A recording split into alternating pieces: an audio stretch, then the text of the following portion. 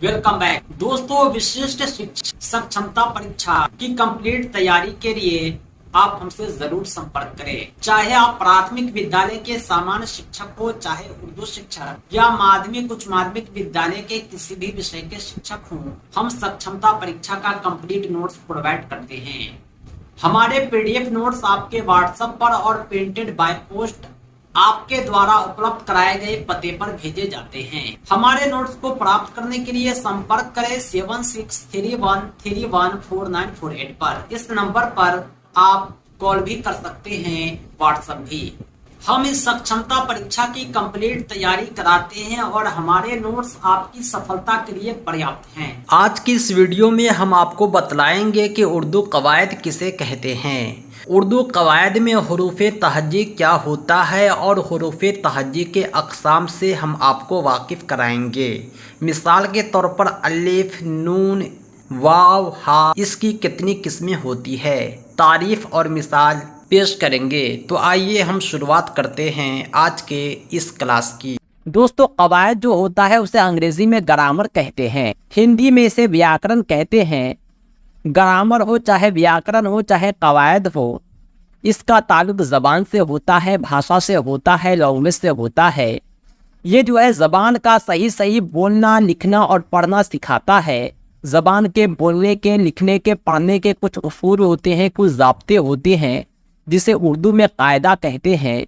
इसी कायदे का जो प्लुरल होता है, जमा होता है, कलेक्शन होता है, उसूल का, ज़ाब्ते का मजमूआ होता है, उसे कवायद कहते हैं।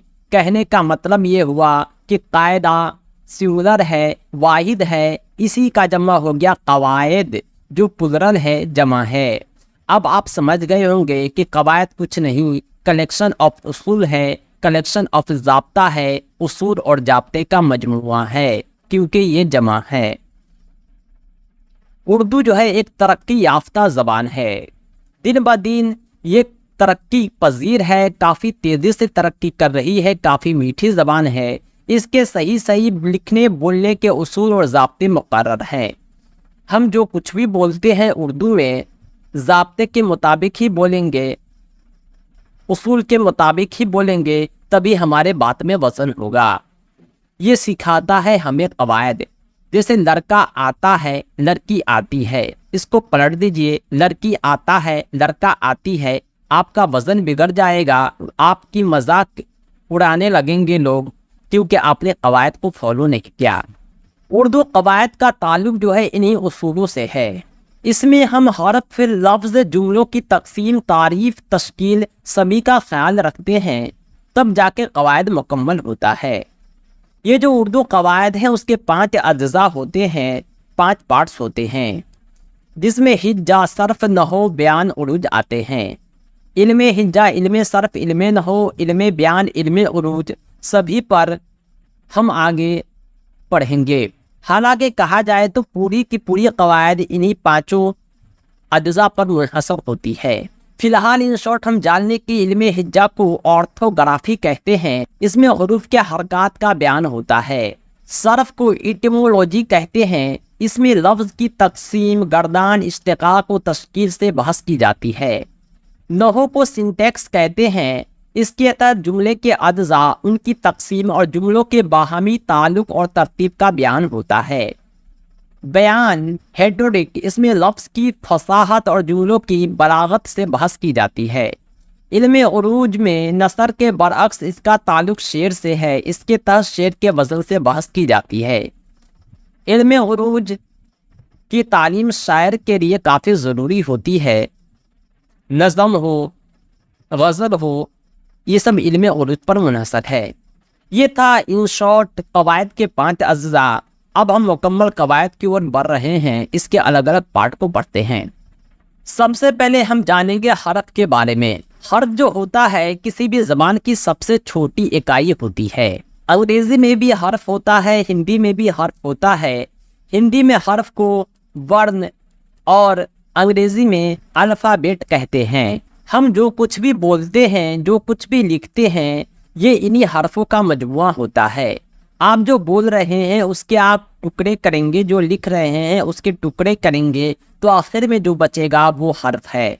حرف جو ہوتا ہے دراصل آواز کی علامت ہوتا ہے، اصل میں یہ آواز کی تحریری علامت ہی ہوتی ہے، یعنی ہم جو کچھ بھی بولتے ہیں اس کو ہم ضرور لکھیں گے، جیسے ہم نے بے بولا، تے بولا، بوتل بولا، پانی بولا، تو اس میں جو بھی حرف آ رہا ہے اسے ہم لکھ سکتے ہیں، اس کی ایک علامت ہوتی ہے۔ بے لکھنا ہو تو ہم نیچے ہی نقطہ دیں گے، اوپر کبھی نہیں دے سکتے ہیں۔ جیم لکھنا ہو تو بیچ میں ہی نقطہ دیں گے، اوپر کبھی نہیں دے سکتے ہیں۔ یعنی ایک علامت ہے، اسے ہی آپ کو فالو کرنا ہے، اسے آپ اپنی مرضی کے مطابق نہیں لکھ سکتے، جو پہلے سے قاعدہ بنا ہوا ہے اسی کو فالو کرنا ہوگا۔ اردو میں بہت سارے حروف ہوتے ہیں، اسی حروف کے مجموعے کو حروف تہجی کہتے ہیں۔ یعنی حروف تہجی کیا ہے؟ کلیکشن آف حروف ہے، یعنی حرفوں کا مجموعہ ہے، گروپ آف حرف ہے۔ اب جب گروپ ہے تو اس میں کئی طرح کے حرف ہو سکتے ہیں۔ خاص طور سے دیکھا جائے تو حروف تہجی میں دو طرح کے حروف ہوتے ہیں، پہلا ہے مفرد، دوسرا ہے مرکب۔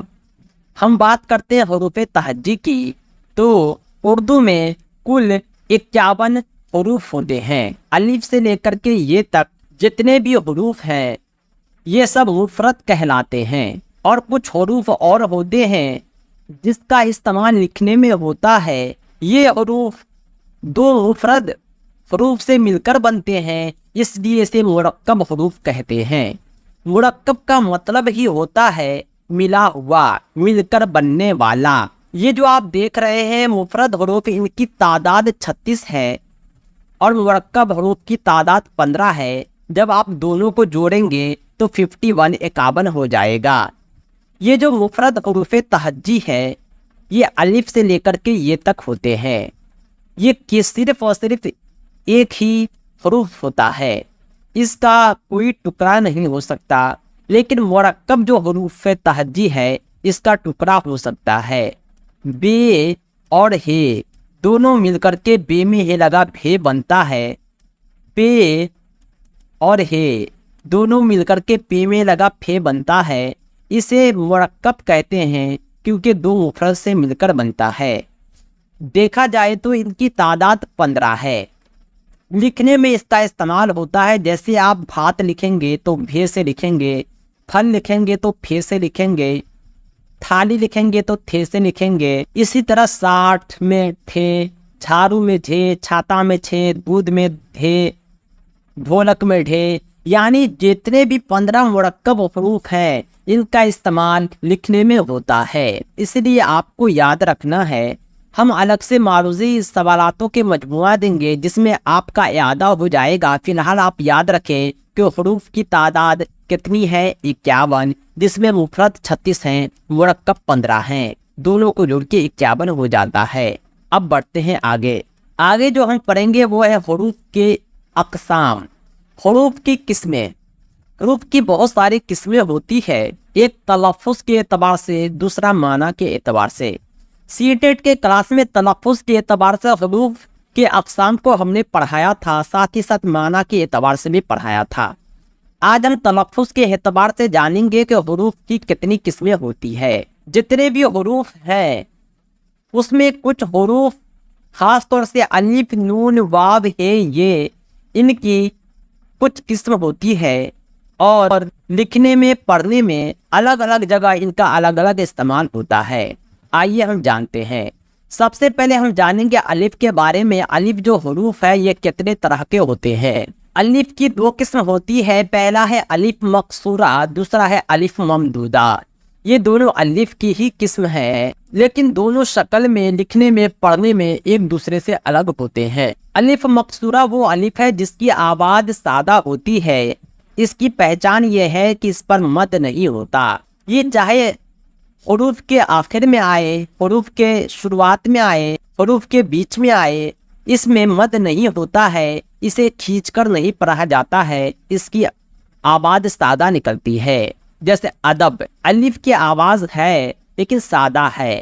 بال، ہوا، لیکن جب الف مر مد کی علامت آ جائے، اسے کھینچ کر پڑھا جائے تو یہ الف ممدودہ ہو جاتا ہے۔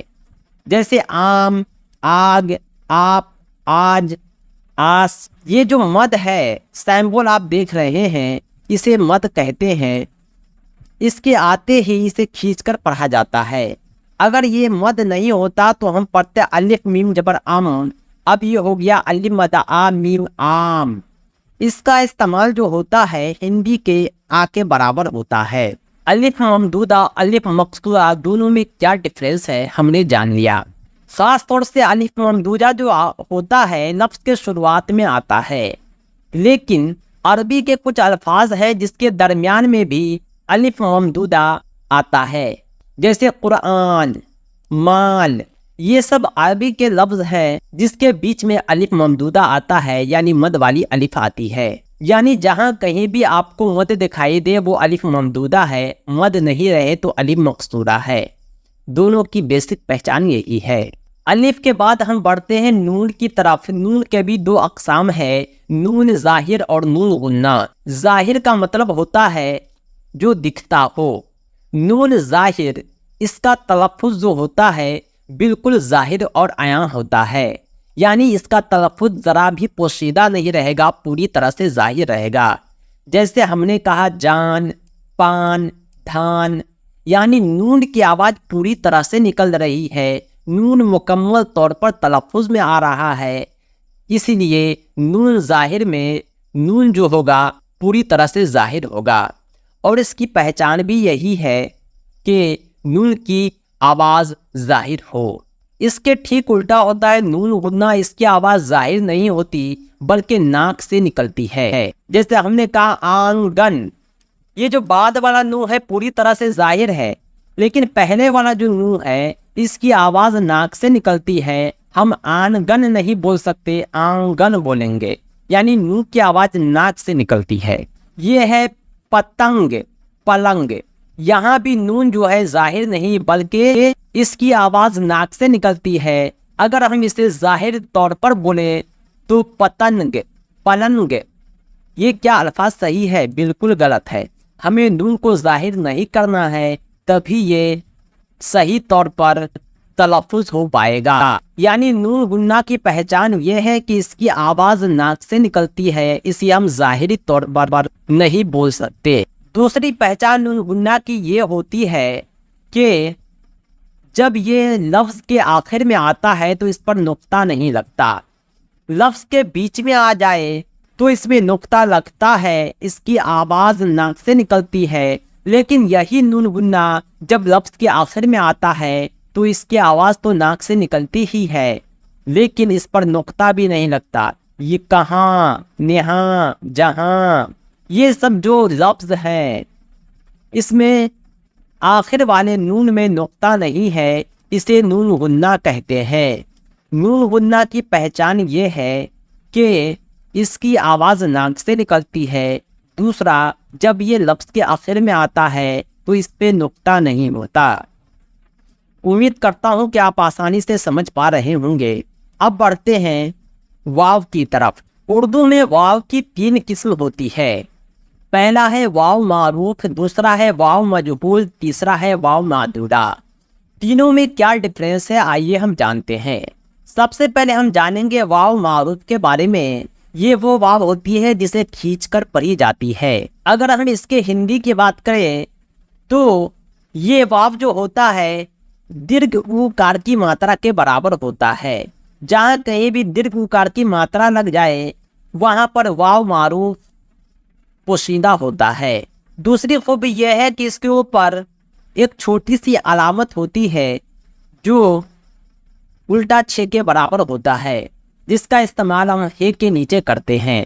یہ جو ہے خوب، بو، سو، اور، چور، لوت، یہ سب واو معروف کی پہچان ہے۔ ہندی میں اگر آپ لکھیں گے خوب تو کس طرح لکھیں گے؟ اس طرح لکھیں گے، درگھ اوکار کی ماترا دیں گے۔ یعنی میں نے جو کہا تھا کہ درگھ اوکار کی ماترا جہاں پر ہو وہ واو معروف ہے۔ آپ خوب کو دیکھیے، یہاں پہ درگھ اوکار کی ماترا ہے۔ آپ پور لکھیے، یہاں بھی درگھ اوکار کی ماترا آئے گا، نور میں بھی درگھ اوکار کی ماترا آئے گا۔ یعنی جو میرا ذاتی تجربہ ہے، جہاں کہیں بھی درگھ اوکار کی ماترا ہے وہ واو معروف ہے، کیونکہ اسے بھی کھینچ کر پڑھا جاتا ہے، واو معروف کو بھی کھینچ کر پڑھا جاتا ہے۔ آئیے ہم بڑھتے ہیں واو مجہول کی طرف۔ वाव मजहूल जो होता है इसे खींचकर नहीं पढ़ा जाता। हिंदी से अगर हम इसे तुलना करें तो ये जो बराबर होता है वो कार की अलामत के बराबर होता है। हिंदी में जहाँ कहीं भी ओकार की मात्रा आती है उसे हम लिखने के क्रम में उर्दू में वाव का ही इस्तेमाल करते हैं।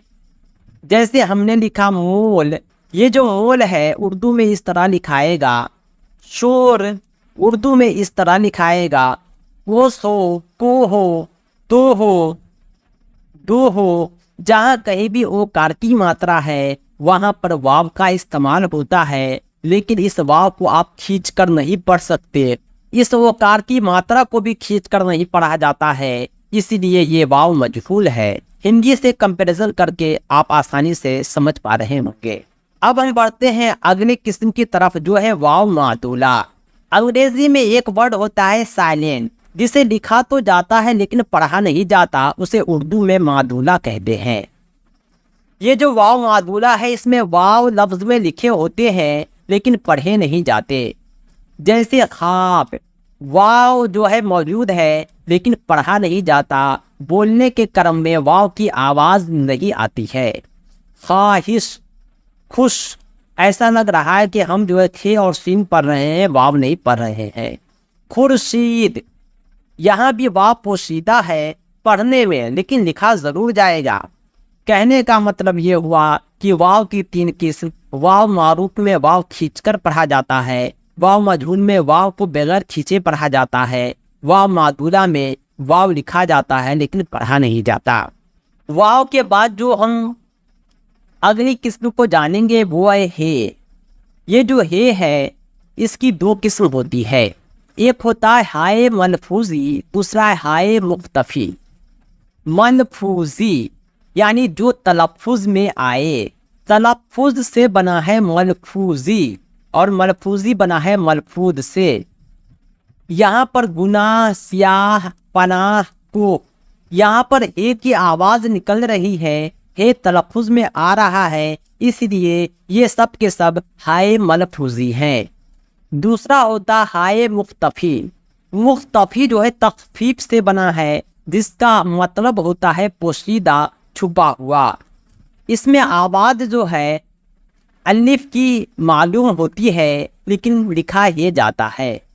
जैसे बंदा, लिखना है बंदह लेकिन पढ़ना है बंदा, लिखना है गंदह, पढ़ना है गंदा, यानी ए लिखा तो जाता है लेकिन पढ़ा नहीं जाता। अलिफ की आवाज़ आती है। रिश्ता, लिखा जाता है रिश्ता, पढ़ा जाता है रिश्ता, लिखा जाता है किस्सा, पढ़ा जाता है किस्सा, यानी ये हो गया हाय मुख्तफी। हे के बाद हम बढ़ते हैं ये की तरफ। ये की भी दो किस्म होती है, याए मारूफ, याए मजहूल। हालांकि ये की तीसरी किस्म याए मादूला भी है लेकिन बहुत कवायद में से इग्नोर किया जाता है। आइए फिर उसे अभी हम आपको बताएंगे। याए मारूफ का तलफ़ुज़ खींच कर किया जाता है। हिंदी से अगर हम इसका कंपैरिजन करें तो ये दीर्घ ई की मात्रा के बराबर होता है। जैसे हमने लिखा पानी, नौ में दीर्घ ई की मात्रा है, इसलिए हम जो है इसका उच्चारण भी खींच कर करते हैं। पेनी, पा, नु, येजरनी, पानी, रोटी, घाटी, सब में जो है दीर्घ ई की मात्रा आती है। ये दीर्घ ई की मात्रा अक्षर के आखिर में न आकर बीच में भी आती है। जैसे किसी ने लिखा जीत, ज दीर्घ जी आता जीत, यहाँ पर भी हम ये का इस्तेमाल करेंगे और इसे खींचकर पढ़ेंगे। जीत, मीत, अमीर, नसीब, करीब, जहाँ कहीं भी दीर्घ ई की मात्रा आती है हिंदी में, हम उस ये को खींचकर पढ़ते हैं, इसे ही याए मारूफ कहते हैं। ये की तीसरी किस्म है याए मजहूल। याए मारूफ के बाद हम जानते हैं याए मजहूल को, इसकी आवाज़ सादा होती है, इसे खींचकर नहीं पढ़ी जाती। हिंदी से तुलना करें तो ये एक आर की मात्रा के बराबर होता है। जैसे हमने लिखा रेत, जैसे हमने लिखा रेत, यहाँ पर एक आर के जगह उर्दू में ये का तो इस्तेमाल होता है लेकिन इस ये को खींचकर नहीं पढ़ा जाता। गहरे, पहरे, पर्दे, एक। हर जगह एकार की मात्रा आती है, लेकिन उस एकार की मात्रा के बदले हम ये तो लिखते हैं, लेकिन उस ये को हम खींचकर नहीं पढ़ते, सादा आवाज निकलती है, इसे ही याए मजहूल कहते हैं। ये जो याए मारूफ है, ये लफ्ज़ के दरमियान भी आता है। ऐसे वक्त में उसके नीचे खरा ज़ेर की अलामत आती है, ताकि समझ में आए कि हमें इसे खींचकर पढ़ना है। एग्जाम्पल के तौर पर हम लिखेंगे झील, झ दीर्घ झील, झील। दीर्घ ई के बदले हम ये लिखते हैं, इसे खींचकर पढ़ते हैं। तो कैसे खींचकर पढ़ना है, ये अलामत बतलाता है। ये की तीसरी किस्म होती है याए मातूला। इसमें ये लिखा तो जाता है, लेकिन पढ़ा नहीं जाता। जैसे हमने लिखा मूसा, इसमें ये पढ़ा नहीं जाएगा, ये साइलेंट है। सीखा जबर सा, ईसा, इसमें भी एन ई सीन खरा जबर सा, ये पढ़ा नहीं जाएगा। दोस्तों, अभी हमने आपको कवायद, हुरूफ और हुरूफ के अक़साम से तारुफ कराया है। तो दोस्तों, आज के लिए इतना ही। कंप्लीट तैयारी के लिए विशिष्ट शिक्षक सक्षमता परीक्षा कंप्लीट नोट्स के लिए आप हमसे जरूर संपर्क करें 7631314948 पर। पाठ्यक्रम आधारित संपूर्ण अध्ययन सामग्री के माध्यम से कम समय में आप बेहतर तैयारी कर पाएंगे और अपनी सफलता सुनिश्चित कर पाएंगे और राज्यकर्मी का सपना आपका पूरा हो पाएगा। दोस्तों, इस सक्षमता परीक्षा के नोट्स और अपडेट के लिए आप हमारी वेबसाइट www.teacherahmed.com को भी विजिट करें। साथ ही साथ हमारे एंड्रॉयड ऐप टीचर रहमत को प्ले स्टोर से जरूर डाउनलोड करें। इसका लिंक आपको इस वीडियो के डिस्क्रिप्शन में भी मिल जाएगा। दोस्तों, आज के लिए इतना ही। हम मिलते हैं नेक्स्ट वीडियो में एक अमेजिंग टॉपिक के साथ। Thanks for watching. धन्यवाद।